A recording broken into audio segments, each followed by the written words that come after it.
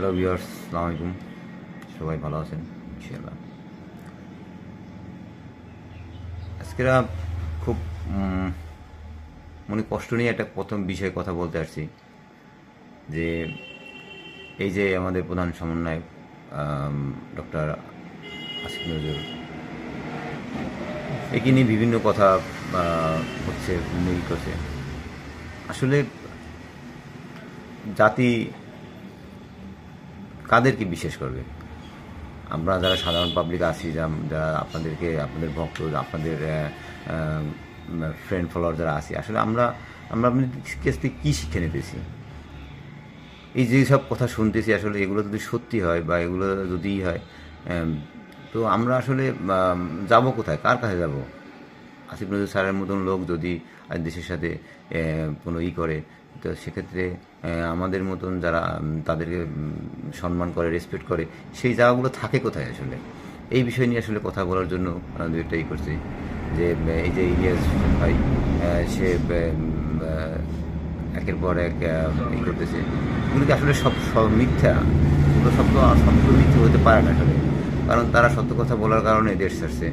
আজকেরা পিনিকি ভট্টাচার্য, ইলিয়াস হোসেন ভাই, এরা এত এত পথ দেখাইতেছে, এতই করছে, তারপরও যদি তারা এই অপরাধগুলো করে বা এইগুলো করে, জনগণের চাওয়া পাওয়াকে উপেক্ষা করে তারা যদি নিজস্ব স্বার্থের কারণে যদি কোনো অন্যায় করে, তো তারা মানুষের কাছেই বা কী জবাব দেবে, আর আল্লাহর কাছেই বা কী জবাব দেবে? এটা আমার কাছে একটা প্রশ্ন আসলে। আসলে কি হয় এরকম? মানুষ এরকম পারে? এরকম পারলে তো আসলে তাহলে তো আর দেশে থাকে না কিছু, মানুষের একটা আশ্রয়স্থল থাকে, যে জাতির মেরুদণ্ড, শিক্ষক, তারপরে স্যার অত্যন্ত একজন সম্মানিত লোক, আমরা তাদের রেসপেক্ট করি। তারা যদি আজকে ক্ষমতায় যাওয়ার পরে যদি তারা তাদের নীতি চেঞ্জ করে ফেলায় বা ফুলট চেঞ্জ করে ফেলায়, বিগত দিনে যত হয়েছে সেগুলো না হয় আগে গেছে, কিন্তু এখন সে একজন জনপ্রতিনিধি, সে তার কাছে অনেক চাওয়া পাওয়ার আছে। তো সেগুলো যদি সে পূরণ করতে ব্যর্থ হয়, তাহলে সে আল্লাহর কাছে কী জবাব দেবে? আমি আশা করব ডক্টর আসিফ নজরুল স্যার, আপনার যদি কোনো ভুল ত্রুটি থাকে, মানুষের ভুল থাকাটা অস্বাভাবিক কিছু না, স্বাভাবিক। তো আপনি এগুলো শুধরাই নেবেন, কারণ জাতি আপনাদের দিকে চেয়ে আছে।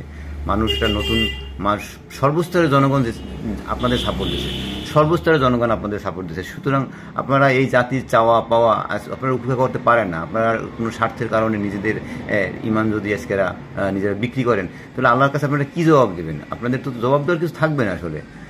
আমি আশা করব যদি কোনো ভুল ত্রুটি থাকে, ইনশাল্লাহ আপনারা শুধরাই নেবেন, দেশ ও জাতির জন্য, কল্যাণের জন্য কিছু করবেন, যাতে করে মারা যাওয়ার পরেও জানি জাতি আপনাদেরকে স্মরণ করে, আপনাদের মাথার মুকুট করে রাখে। এটাই আমার প্রার্থনা। ভুল ত্রুটি ক্ষমা করবেন। আসসালামু আলাইকুম।